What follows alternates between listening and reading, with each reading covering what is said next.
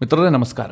ಮಿತ್ರರೇ, ರಷ್ಯಾದ ಅಧ್ಯಕ್ಷ ಪುತಿನ್ ಭಾರತ ಪ್ರವಾಸವನ್ನು ಕೈಗೊಂಡಿದ್ರು. ಅವರು ಆ ಪ್ರವಾಸವನ್ನು ಮುಗಿಸಿ ರಷ್ಯಾಗೆ ವಾಪಸ್ ಹೋಗಿದ್ದಾರೆ. ಪುತಿನ್ ಅವರ ಭಾರತ ಪ್ರವಾಸ, ಭಾರತದಲ್ಲಿ ಅವರು ಕೈಗೊಂಡಂತಹ ತೀರ್ಮಾನಗಳು, ಎರಡೂ ದೇಶಗಳ ನಡುವೆ ಆದಂತಹ ಒಪ್ಪಂದಗಳು, ಇದೆಲ್ಲದರ ಕುರಿತಾಗಿ ಈಗ ಇಡೀ ದೇಶಾದ್ಯಂತ ಹಾಗೂ ವಿಶ್ವಮಟ್ಟದಲ್ಲೇ ಚರ್ಚೆ ಆಗ್ತಾ ಇದೆ. ಆದರೆ ಎಲ್ಲರಿಗೂ ಇರುವಂತಹ ಒಂದು ಕುತೂಹಲ ಏನು ಕೇಳಿದ್ರೆ, ಟ್ರಂಪ್ ಯಾಕೆ ಗಪ್ ಚುಪ್ ಆಗಿದ್ದಾರೆ, ಏನು ಮಾತನಾಡ್ತಾ ಇಲ್ವಲ್ಲ? ಈ ಕುತೂಹಲ ನನಗೂ ಕೂಡ ಇದೆ. ನಾನೂ ಸಹ ಪುತಿನ್ ಭೇಟಿ ಭಾರತಕ್ಕೆ ನಿಗದಿ ಆಗ್ತಿದ್ದಂತೆ ಟ್ರಂಪ್ ಅವರ ಟ್ರೂತ್ ಸೋಷಲ್ನನ್ನ ಬಿಟ್ಟು ಬಿಡದೆ ಫಾಲೋ ಮಾಡ್ತಾ ಇದ್ದೀನಿ. ಟ್ರಂಪ್ ಈಗ ಕಾಮೆಂಟ್ ಮಾಡಬಹುದು, ಆಗ ಕಾಮೆಂಟ್ ಮಾಡಬಹುದು ಅಂತ ನಾನು ಕೂಡ ಕಾಯ್ತಾ ಇದ್ದೀನಿ. ಯಾಕೆ ಅಂತಂದರೆ, ಈ ರೀತಿಯ ಭೇಟಿ ಆದಂತಹ ಸಂದರ್ಭದಲ್ಲಿ ಅತಿ ಹೆಚ್ಚು ಯಾರಿಗಾದರೂ ಜಲಸ್ ಆಗುತ್ತೆ ಅಂತಂದರೆ ಅದು ಟ್ರಂಪ್ಗೆ. ಆದರೆ ಈ ಬಾರಿ ಟ್ರಂಪ್ ಇದರ ಬಗ್ಗೆ ಮಾತೇ ಆಡ್ತಾ ಇಲ್ಲ. ಪುತಿನ್ ಡಿಸೆಂಬರ್ 4 ಮತ್ತು 5ನೇ ತಾರೀಕು ಭಾರತಕ್ಕೆ ಪ್ರವಾಸ ಕೈಗೊಳ್ತಾರೆ. ಭಾರತ ಮತ್ತು ರಷ್ಯಾದ ನಡುವೆ ಮಹತ್ವದ ಒಪ್ಪಂದಗಳಾಗ್ತವೆ. ಈ ಎಲ್ಲ ವಿಚಾರಗಳು ಬಹಿರಂಗಗೊಂಡು ಅನೇಕ ದಿನಗಳಾಗಿದ್ದಾವೆ. ಜೊತೆಗೆ ಡಿಸೆಂಬರ್ 4ನೇ ತಾರೀಕು ಪುತಿನ್ ಭಾರತಕ್ಕೆ ಬಂದರು. ಭಾರತದಲ್ಲಿ ಅವರಿಗೆ ಅದ್ಧೂರಿಯಾದಂತಹ ವೆಲ್ಕಮ್ ಸಿಕ್ತು. ಪ್ರಧಾನಿ ನರೇಂದ್ರ ಮೋದಿ ಅವರು ಪ್ರೋಟೋಕಾಲ್ ಅನ್ನು ಉಲ್ಲಂಘಿಸಿ ಏರ್ಪೋರ್ಟ್ಗೆ ಹೋಗಿ ಪುತಿನ್ ಅವರನ್ನ ಸ್ವಾಗತಿಸಿದ್ರು. ಅದಾದ ಬಳಿಕ ಒಂದೇ ಕಾರ್ನಲ್ಲಿ ಇಬ್ರು ಕೂಡ ಸವಾರಿ ಮಾಡಿದ್ರು. ಇಷ್ಟೆಲ್ಲ ಆದರೂ ಕೂಡ ಟ್ರಂಪ್ ಯಾಕೆ ರಿಯಾಕ್ಟ್ ಮಾಡ್ತಾ ಇಲ್ಲ? ಈ ಪ್ರಶ್ನೆ ಪ್ರತಿಯೊಬ್ಬರಿಗೂ ಕಾಡ್ತಾ ಇದೆ. ಕಾರಣ ಏನು ಅಂತ ನಿಮಗೆಲ್ಲ ಗೊತ್ತು. SCO ಶೃಂಗಸಭೆ ಆದಂತಹ ಸಂದರ್ಭದಲ್ಲಿ ಪ್ರಧಾನಿ ಮೋದಿ, ಕ್ಸಿ ಜಿನ್ಪಿಂಗ್, ಪುತಿನ್ ಒಟ್ಟಿಗೆ ಕಾಣಿಸಿಕೊಂಡಿದ್ದಕ್ಕೆ ಟ್ರಂಪ್ ವಿಪರೀತವಾಗಿ ಸಿಟ್ಟಾಗಿದ್ರು. ಅದ್ರ ಬಗ್ಗೆ ಮನಸ್ಸಿಗೆ ಬಂದಂತೆ ಕಮೆಂಟ್ ಮಾಡಿದ್ರು. ಈಗಲೂ ಸಹ ಪುತಿನ್ ಬಂದಾಗ ಅದೇ ರೀತಿಯಾಗಿ ಟ್ರಂಪ್ ವರ್ತಿಸ್ತಾರೆ ಎನ್ನುವಂಥದ್ದು ಎಲ್ಲರ ನಿರೀಕ್ಷೆ ಆಗಿತ್ತು. ಆದರೂ ಸಹ ಟ್ರಂಪ್ ಗಪ್ ಚುಪ್ ಆಗಿದ್ದಾರೆ. ಮಿತ್ರರೇ, ಇಲ್ಲಿ ಗಪ್ ಚುಪ್ ಆಗಿಲ್ಲ. ಮೋದಿ ಮತ್ತು ಪುತಿನ್ ಸೇರಿ ಟ್ರಂಪ್ ಬಾಯಿ ಮುಚ್ಚಿಸಿದ್ದಾರೆ. ಅದು ಹೇಗೆ ಅಂತ ಈ ವಿಡಿಯೋದಲ್ಲಿ ನಿಮಗೆ ಡೀಟೇಲ್ ಆಗಿ ವಿವರಿಸ್ತೀನಿ. ಎರಡನೇದಾಗಿ ಮಿತ್ರರೇ, ಪುತಿನ್ ಅವರ ಡಿನ್ನರ್ಗೆ ರಾಹುಲ್ ಗಾಂಧಿಗೆ ಇನ್ವಿಟೇಷನ್ ಇರಲಿಲ್ಲ, ಖರ್ಗೆ ಅವರಿಗೂ ಇನ್ವಿಟೇಷನ್ ಇರಲಿಲ್ಲ. ಆದರೆ ಶಶಿ ತರೂರ್ಗೆ ಇನ್ವಿಟೇಷನ್ ಕೊಡಲಾಗಿತ್ತು. ಶಶಿ ತರೂರ್ ಅದರಲ್ಲಿ ಭಾಗಿಯಾಗಿದ್ರು. ಇದು ಈಗ ದೇಶದಲ್ಲಿ ಭಾರಿ ಚರ್ಚೆಯನ್ನು ಹುಟ್ಟುಹಾಕಿದೆ. ಅದರ ಬಗ್ಗೆಯೂ ಕೂಡ ನಿಮಗೆ ಮಾಹಿತಿ ಕೊಡುವಂತಹ ಪ್ರಯತ್ನ ಮಾಡ್ತೀನಿ. ನೀವು ಈ ವಿಡಿಯೋನ ಕೊನೆವರೆಗೂ ಮಿಸ್ ಮಾಡದೆ ನೋಡಿ. ನಮ್ಮಲ್ಲಿ ಕೆಲವೊಂದಷ್ಟು ಅರ್ಥಪೂರ್ಣವಾದಂತಹ ಗಾದೆ ಮಾತುಗಳಿದ್ದಾವೆ. ಮೊದಲನೇದಾಗಿ, ತಾಳಿದವನು ಬಾಳಿಯಾನು, ಅವಸರವೇ ಅಪಾಯಕ್ಕೆ ಕಾರಣ. ಇದನ್ನು ಭಾರತ ತನ್ನ ಫಾರಿನ್ ಪಾಲಿಸಿಯಲ್ಲಿ ತುಂಬ ಚೆನ್ನಾಗಿ ಅಡಾಪ್ಟ್ ಮಾಡಿಕೊಂಡಿದೆ.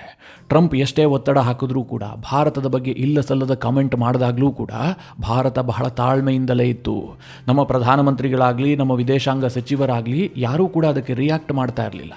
ಹಾಗಂತ ಭಾರತ ಸುಮ್ಮನೆ ಕೂತಿದೆಯಾ? ಖಂಡಿತವಾಗ್ಲೂ ಇಲ್ಲ.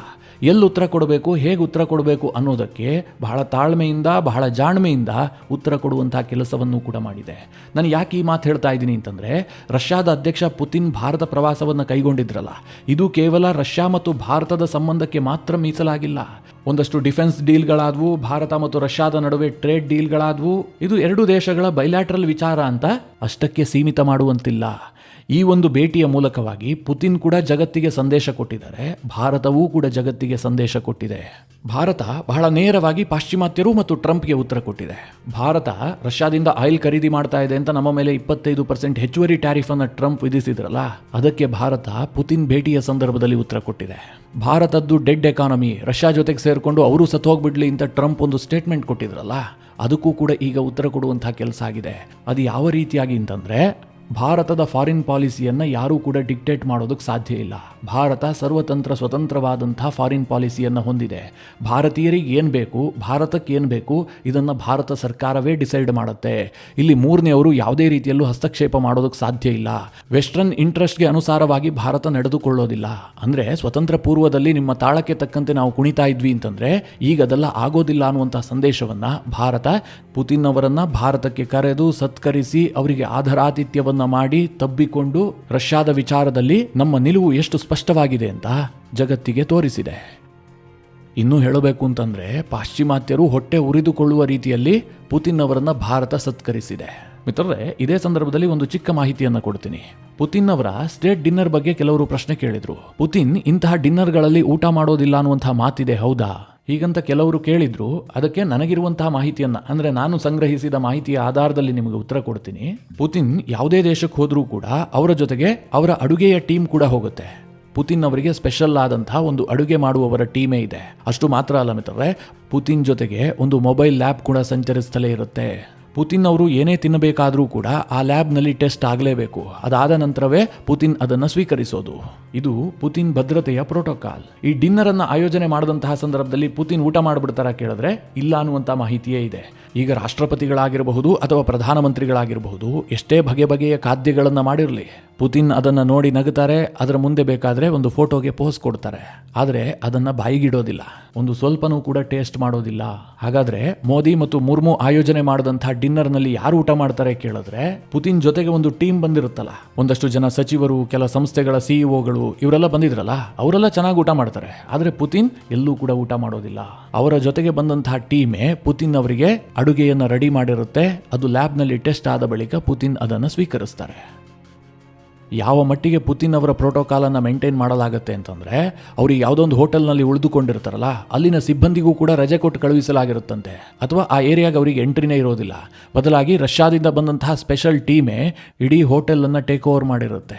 ಇಷ್ಟೊಂದು ಟೈಟ್ ಆದಂತಹ ಪ್ರೋಟೋಕಾಲ್ ಅನ್ನ ಪುತಿನ್ ಅವರ ಭದ್ರತಾ ಸಿಬ್ಬಂದಿಗಳು ಅನುಸರಿಸ್ತಾರೆ ಎನ್ನುವಂತ ಮಾಹಿತಿ ಇದೆ. ಹಾಗಾದ್ರೆ ಭಾರತಕ್ಕೆ ಬಂದಂತಹ ಸಂದರ್ಭದಲ್ಲಿ ಪುತಿನ್ ಏನನ್ನೂ ಸ್ವೀಕರಿಸಿಲ್ವಾ ಕೇಳಿದ್ರೆ, ಅದಕ್ಕೆ ಅಧಿಕೃತವಾದಂತಹ ಯಾವುದೇ ಮಾಹಿತಿ ಇಲ್ಲ.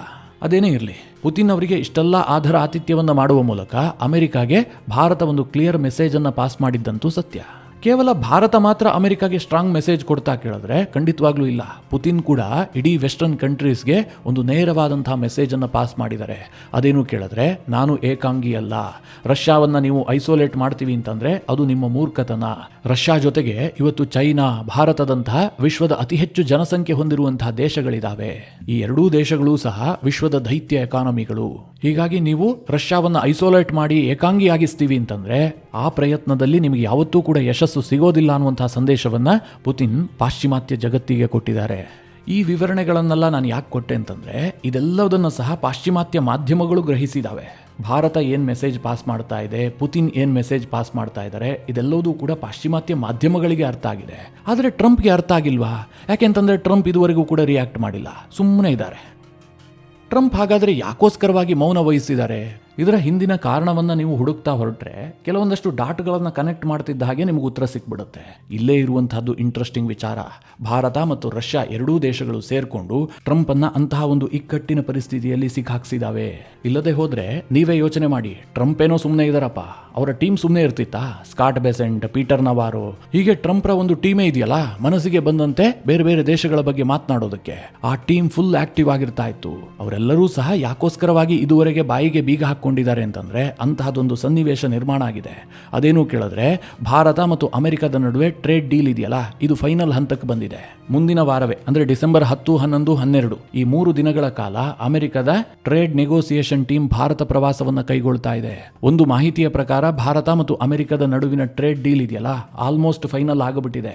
ಈ ಸಂದರ್ಭದಲ್ಲಿ ಟ್ರಂಪ್ ಏನಾದರೂ ಮನಸ್ಸಿಗೆ ಬಂದಂತೆ ಮಾತನಾಡಿದ್ರೆ ಮತ್ತೆ ಟ್ರೇಡ್ ಡೀಲ್ ಮೇಲೆ ಪರಿಣಾಮ ಬೀರುತ್ತೆ. ಇದೊಂದೇ ವಿಚಾರವಾಗಿ ಕೇಳಿದ್ರೆ ಖಂಡಿತವಾಗ್ಲೂ ಅಲ್ಲ. ಒಂದು ವೇಳೆ ಇದೊಂದೇ ಆಗಿದ್ರೆ ಟ್ರಂಪ್ ಏನಾದರೂ ಮಾತನಾಡ್ತಿದ್ರೇನೋ. ಇದರ ಜೊತೆಗೆ ಅತ್ತ ಕಡೆಯಲ್ಲಿ ಪುತಿನ್ ಕೂಡ ಟ್ರಂಪ್ ಅನ್ನು ಲಾಕ್ ಮಾಡಿದ್ದಾರೆ.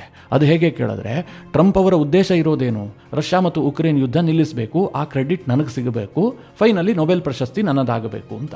ಅಲಾಸ್ಕಾ ಮೀಟಿಂಗ್ ಮಾಡಿದ್ರು, ತನ್ನ ಪ್ರತಿನಿಧಿಯನ್ನ ಪುತಿನ್ ಬಳಿಗೆ ಕಳುಹಿಸಿಕೊಟ್ರು, ಬೇರೆ ಬೇರೆ ರೀತಿಯಲ್ಲಿ ಆಫರ್ ಕೊಡುವಂತಹ ಕೆಲಸವನ್ನ ಕೂಡ ಟ್ರಂಪ್ ಮಾಡಿದ್ರು. ಇಷ್ಟಾದರೂ ಸಹ ಪುತಿನ್ ಬಗ್ಗಿರಲಿಲ್ಲ. ಆದರೆ ಈಗ ಈ ಉಕ್ರೇನ್ ಯುದ್ಧದ ಕುರಿತಾಗಿ ರಷ್ಯಾ ಜೊತೆಗಿನ ಅಮೆರಿಕದ ಮಾತುಕತೆ ಒಂದು ಹಂತಕ್ಕೆ ಬಂದು ನಿಂತಿದೆ. ಪುತಿನ್ ಕೂಡ ಒಂದಷ್ಟು ರಾಜಿ ಆಗೋದಕ್ಕೆ ಸಿದ್ಧರಾದಂತೆ ಕಂಡು ಬರ್ತಾ ಇದೆ. ಆ ರೀತಿಯ ವಾತಾವರಣ ನಿರ್ಮಾಣ ಆಗ್ತಾ ಇದೆ. ಇಂತಹ ಸಂದರ್ಭದಲ್ಲಿ ಟ್ರಂಪ್ ಏನಾದರೂ ಪುತಿನ್ ಅವರ ಭಾರತ ಪ್ರವಾಸದ ಬಗ್ಗೆ ಕೆಟ್ಟದಾಗಿ ಟೀಕೆ ಮಾಡಿದ್ದೇ ಆದರೆ ಮತ್ತೆ ರಷ್ಯಾ ಮತ್ತು ಅಮೆರಿಕದ ಸಂಬಂಧದಲ್ಲಿ ಬಿರುಕು ಬಿಡುವಂತಹ ಸಾಧ್ಯತೆಗಳಿರ್ತವೆ. ಹೀಗಾಗಿ ಟ್ರಂಪ್ ಸ್ವಲ್ಪ ಸುಮ್ಮನಿದ್ದಾರೆ. ಈ ವಿಚಾರಕ್ಕೆ ಹೆಚ್ಚಿಗೆ ತಲೆ ಹಾಕೋದು ಬೇಡ ಅನ್ನುವಂತಹ ತೀರ್ಮಾನಕ್ಕೆ ಬಂದಿದ್ದಾರೆ ಅಂತ ನನಗೂ ಅನ್ನಿಸ್ತಾ ಇದೆ. ಅನೇಕ ಅಂತಾರಾಷ್ಟ್ರೀಯ ವಿಶ್ಲೇಷಕರು ಕೂಡ ಇದೇ ಅಭಿಪ್ರಾಯವನ್ನು ವ್ಯಕ್ತಪಡಿಸ್ತಾ ಇದ್ದಾರೆ. ಹಾಗಂತ ಟ್ರಂಪ್ ಸುಮ್ಮನೆಯೇ ಇದ್ದು ಬಿಡ್ತಾರೆ, ಇದ್ರ ಬಗ್ಗೆ ಮಾತೇ ಆಡೋದಿಲ್ಲ ಅಂತ ಏನು ಶರ ಬರೆಯೋದಕ್ಕೆ ಸಾಧ್ಯ ಇಲ್ಲ. ನಾಳೆ ಓವೆಲ್ ಆಫೀಸ್ನಲ್ಲಿ ಪತ್ರಕರ್ತರ ಜೊತೆಗೆ ಕೂತ್ಕೊಂಡಂತಹ ಸಂದರ್ಭದಲ್ಲಿ ಟ್ರಂಪ್ಗೆ ಯಾವುದಾದ್ರೂ ಒಬ್ಬ ಪತ್ರಕರ್ತ ಈ ಬಗ್ಗೆ ವ್ಯತಿರಿಕ್ತವಾಗಿ ಪ್ರಶ್ನೆ ಕೇಳಿ ಟ್ರಂಪ್ ವೀಕ್ ಆದಂತೆ ಕಾಣ್ತಾ ಇದ್ದಾರೆ ಅಂತ ಏನಾದರೂ ಟ್ರಿಗರ್ ಮಾಡಿದ್ದೆ ಆದರೆ ಟ್ರಂಪ್ ತಕ್ಷಣ ರಿಯಾಕ್ಟ್ ಮಾಡ್ತಾರೆ. ಯಾಕೆ ಕೇಳಿದ್ರೆ, ಅವರು ಟ್ರಂಪ್ ಬ್ಲೆಂಡರ್ ಮಾಡೋದಕ್ಕೆ ಟ್ರಂಪ್ ಯಾವತ್ತೂ ಕೂಡ ಹಿಂದೆ ಮುಂದೆ ಯೋಚನೆ ಮಾಡೋದಿಲ್ಲ. ಆದರೆ ನಾನು ಈ ವಿಡಿಯೋ ರೆಕಾರ್ಡ್ ಮಾಡುವ ಈ ಸಂದರ್ಭದವರೆಗೂ ಕೂಡ ಪುತಿನ್ ಅವರ ಭಾರತದ ಪ್ರವಾಸದ ಬಗ್ಗೆ ಆಗಲಿ ಅಥವಾ ಭಾರತ ಮತ್ತು ರಷ್ಯಾದ ನಡುವೆ ಆದಂತಹ ಡೀಲ್ಗಳ ಬಗ್ಗೆ ಆಗಲಿ ಮಾತನಾಡಿಲ್ಲ. ಮುಂದೆ ಏನಾದರೂ ಟ್ರಂಪ್ ಆ ಬಗ್ಗೆ ಮಾತನಾಡಿದ್ದೆ ಆದರೆ ನಿಮಗೆ ತಿಳಿಸ್ಕೊಡುವಂತಹ ಪ್ರಯತ್ನವನ್ನು ಮಾಡ್ತೀನಿ. ಇನ್ನು ಪುತಿನ್ ಭಾರತಕ್ಕೆ ಬಂದ ಕ್ಷಣದಿಂದಲೂ ಕೂಡ ನಮ್ಮ ವಿಪಕ್ಷ ನಾಯಕರು ಭಾರಿ ಚರ್ಚೆಯಲ್ಲಿದ್ದಾರೆ. ಯಾಕೆ ಕೇಳಿದ್ರೆ ಸ್ವತಃ ರಾಹುಲ್ ಗಾಂಧಿಯೇ ಸ್ಟೇಟ್ಮೆಂಟ್ ಕೊಟ್ಟರು, ವಿದೇಶಿ ಗಣ್ಯರು ಬಂದಂತಹ ಸಂದರ್ಭದಲ್ಲಿ ನಮಗೆ ಅವರ ಭೇಟಿಗೆ ಅವಕಾಶ ಕೊಡ್ತಾ ಇಲ್ಲ, ಭಾರತ ಸರ್ಕಾರ ಉದ್ದೇಶಪೂರ್ವಕವಾಗಿ ತಡೀತಾ ಇದೆ, ವಿದೇಶಿ ಗಣ್ಯರಿಗೆ ನಮ್ಮ ಬಗ್ಗೆ ಕೆಟ್ಟದಾಗಿ ಪ್ರಚಾರ ಮಾಡ್ತಾ ಇದೆ, ವಿಪಕ್ಷ ನಾಯಕರನ್ನ ಭೇಟಿ ಆಗಬೇಡಿ ಅಂತ ಅವರ ಕಿವಿ ತುಂಬುತ್ತಾ ಇದ್ದಾರೆ. ಯಾಕೆ ಕೇಳಿದ್ರೆ ಆಡಳಿತ ಪಕ್ಷಕ್ಕೆ ಅಸ್ತಿತ್ವದ ಭಯ. ಹೀಗಂತ ರಾಹುಲ್ ಗಾಂಧಿ ನೇರ ಆರೋಪ ಮಾಡಿದ್ರು. ಆ ಬಗ್ಗೆ ನಾನು ಹಿಂದಿನ ವಿಡಿಯೋದಲ್ಲಿ ತಿಳಿಸ್ಕೊಟ್ಟಿದ್ದೆ. ಜೊತೆಗೆ ರಾಹುಲ್ ಗಾಂಧಿ ಹೇಳ್ತಿರೋದು ಸುಳ್ಳು ಅನ್ನೋದಕ್ಕೂ ಕೂಡ ಸಾಕ್ಷಿಯನ್ನ ಕೊಟ್ಟಿದ್ದೆ. ಈಗ ಈ ವಿಚಾರ ಇನ್ನೊಂದು ಹಂತಕ್ಕೆ ಹೋಗಿದೆ. ಅದೇನು ಕೇಳಿದ್ರೆ, ಪುತಿನ್ ಅವರಿಗೆ ರಾಷ್ಟ್ರಪತಿ ದ್ರೌಪದಿ ಮುರ್ಮು ಅವರು ರಾಷ್ಟ್ರಪತಿ ಭವನದಲ್ಲಿ ಸ್ಟೇಟ್ ಡಿನ್ನರ್ ಅನ್ನ ಆಯೋಜನೆ ಮಾಡಿದ್ರು.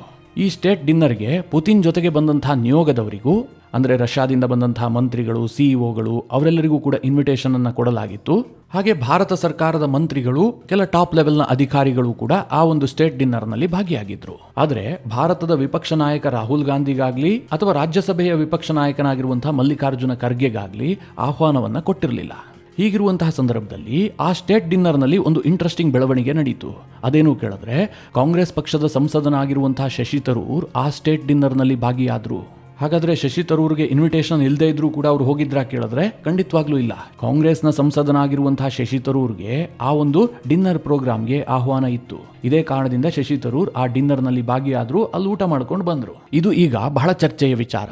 ರಾಹುಲ್ ಗಾಂಧಿಗೆ ಇಲ್ಲದೆ ಇರುವಂತಹ ಇನ್ವಿಟೇಷನ್ ಶಶಿ ತರೂರ್ಗೆ ಯಾಕಿತ್ತು ಅಂತ ನೀವು ಟೆಕ್ನಿಕಲಿ ಯೋಚನೆ ಮಾಡಬೇಕು ಅಂತಂದ್ರೆ, ಕಾಂಗ್ರೆಸ್ ಪಕ್ಷದಲ್ಲಿ ರಾಹುಲ್ ಗಾಂಧಿ ಮತ್ತು ಮಲ್ಲಿಕಾರ್ಜುನ ಖರ್ಗೆ ಅವರಿಗಿಂತಲೂ ಕೂಡ ಶಶಿ ತರೂರ್ ಏನು ದೊಡ್ಡ ನಾಯಕನಲ್ಲ. ಶಶಿ ತರೂರ್ ಬಹಳ ಸೀನಿಯರ್ ಆಗಿರಬಹುದು ಅಥವಾ ಕೇಂದ್ರದ ಮಾಜಿ ಮಂತ್ರಿಯೂ ಕೂಡ ಆಗಿರಬಹುದು. ಆದರೆ ಟೆಕ್ನಿಕಲಿ ಯೋಚನೆ ಮಾಡೋದಾದ್ರೆ ರಾಹುಲ್ ಗಾಂಧಿ ಈ ದೇಶದ ವಿಪಕ್ಷ ನಾಯಕ, ಶಶಿ ತರೂರ್ ಒಬ್ಬ MP ಮಾತ್ರ. ಹೀಗಿರುವಾಗ ಯಾಕೋಸ್ಕರವಾಗಿ ಅವರಿಗೆ ಇನ್ವಿಟೇಷನ್ ಕೊಟ್ಟು ರಾಹುಲ್ ಗಾಂಧಿ ಅವರನ್ನು ದೂರ ಇಡಲಾಯಿತು? ಈ ಪ್ರಶ್ನೆ ಅನೇಕರಿಗಿದೆ. ನನಗನ್ಸುತ್ತೆ ರಾಹುಲ್ ಗಾಂಧಿ ಅವರಿಗೆ ಉರಿಸೋದಕ್ಕೆ ಹೀಗೆ ಮಾಡಿದ್ದಾರೆ ಅಂತ. ಆದರೆ ರಾಷ್ಟ್ರಪತಿ ಭವನ ಆ ಉದ್ದೇಶಕ್ಕಾಗಿ ಮಾಡಿಲ್ಲ. ಅವರು ಪ್ರೋಟೋಕಾಲ್ ಅನ್ನು ಮೇಂಟೈನ್ ಮಾಡಿದಾರಷ್ಟೇ. ಅದು ಹೇಗೆ ಕೇಳಿದ್ರೆ, ಶಶಿ ತರೂರ್ ಇದಾರಲ್ಲ, ಅವರು ಕೇವಲ MP ಮಾತ್ರ ಅಲ್ಲ, ಪಾರ್ಲಿಮೆಂಟ್ನ ಫಾರಿನ್ ಅಫೇರ್ಸ್ ಕಮಿಟಿಯ ಅಧ್ಯಕ್ಷ ಅವರು. ಹೀಗಾಗಿ ವಿದೇಶಿ ಗಣ್ಯರು ಬಂದಂತಹ ಸಂದರ್ಭದಲ್ಲಿ ಅವರಿಗೆ ಆಹ್ವಾನ ಕೊಡುವಂತಹದ್ದು ಸಂಪ್ರದಾಯ. ಇದು ಈ ಹಿಂದೆಯೂ ಕೂಡ ಆಗ್ತಾ ಇತ್ತು, ಇವತ್ತು ಕೂಡ ಅದು ಕಂಟಿನ್ಯೂ ಆಗಿದೆ ಅಷ್ಟೇ. ಶಶಿ ತರೂರ್ ಕಾರಣದಿಂದಾಗಿ ಅದು ಸುದ್ದಿ ಆಗ್ತಾ ಇದೆ. ಯಾಕೆ ಅಂತಂದ್ರೆ, ಶಶಿ ತರೂರ್ ಇತ್ತೀಚೆಗೆ ಕಾಂಗ್ರೆಸ್ ಪಕ್ಷದಿಂದ ಮತ್ತು ನೆಹರು ಗಾಂಧಿ ಕುಟುಂಬದಿಂದ ಒಂದು ಅಂತರವನ್ನು ಕಾಯ್ದುಕೊಳ್ತಾ ಇದ್ದಾರೆ. ಈ ಕಾರಣದಿಂದಾಗಿ ಶಶಿ ತರೂರ್ ಏನೇ ಮಾತನಾಡಿದ್ರು ಕೂಡ, ಎಲ್ಲಿಗೆ ಹೋದ್ರೂ ಕೂಡ ಸುದ್ದಿ ಆಗುತ್ತೆ.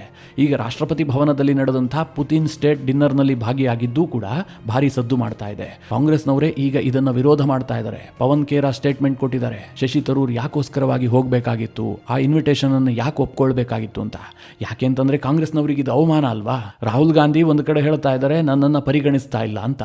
ಅವರು ಆ ರೀತಿಯ ರಾಜಕಾರಣ ಮಾಡ್ತಿರುವಂತಹ ಸಂದರ್ಭದಲ್ಲಿ ಅವರದೇ ಪಕ್ಷದ ಓರ್ವ MP-ಗೆ ಇಷ್ಟೆಲ್ಲ ಮನ್ನಣೆ ಸಿಗ್ತಾ ಇದೆ, ಅದನ್ನು ಅವರು ಒಪ್ಕೊಳ್ತಾ ಇದ್ದಾರೆ ಅಂತಂದ್ರೆ ಇದು ರಾಹುಲ್ ಗಾಂಧಿ, ಸೋನಿಯಾ ಗಾಂಧಿ ಹಾಗೂ ಅವರ ಎಂಟೈರ್ ಸಿಸ್ಟಮ್ಗೆ ಆದಂತಹ ಅವಮಾನ ಅಲ್ವಾ?